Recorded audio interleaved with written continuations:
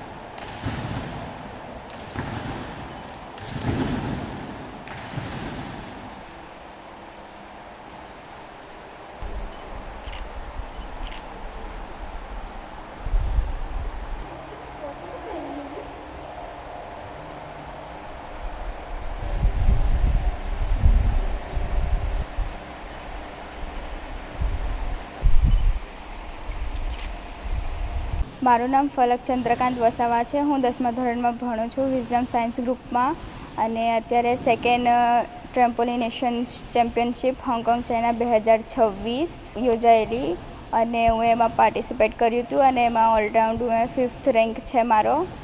અને એની પહેલાં પણ 2024માં first Asian trampoline championship Hong Kong China યોજાઈ હતી, અને ત્યાં પણ હું પાર્ટિસિપેટ કર્યું હતું, અને એમાં મારો 6th રેન્ક હતો. અને નેશનલમાં પણ મારા મેડલ્સ છે, ગોલ્ડ મેડલ છે, સિલ્વર મેડલ છે. અને મારી પાછળ જેને મહેનત કરે છે એમને હું આભારી છું, અને મને સારી ટ્રેનિંગ મળે છે, અને મારા મમ્મી પપ્પાનો પણ સપોર્ટ છે, એનાથી જ હું આગળ વધી રહી છું. 2030માં કોમનવેલ્થ ગેમ્સ ઇન્ડિયામાં યોજાવાની છે, અને એમાં હું પાર્ટિસિપેટ કરું, અને એના માટે પ્રેક્ટિસ ચાલે છે. અને મારો ગોલ એવો છે કે હું ઓલિમ્પિકમાં પણ જાઉં અને કોમનવેલ્થમાં પણ ઇન્ડિયાનું નામ આગળ રોશન કરું. લગભગ 2-2.5 વર્ષ પહેલાં ફલક વસાવા અમારા એક ટ્રેનિંગ પ્રોગ્રામનો ભાગ બની. ઇન્ડિયામાં જે ઇવેન્ટ ખૂબ નામચીન ન હતી એવી ઇવેન્ટ માટે અમે એ ઇવેન્ટ પસંદ કરી, અને અમે વિચાર્યું કે ટ્રેમ્પોલિનમાં ગુજરાત અને ઇન્ડિયાનું નામ રોશન થાય એ માટે આપણે કંઈ કરવું છે. સદનસીબે ફલકની અંદર એ એબિલિટીઝ અને એ ક્વોલિટીઝ હતી કે જેના કારણે એ આગળ એક્સેલ કરી શકે એવું અમને દેખાયું.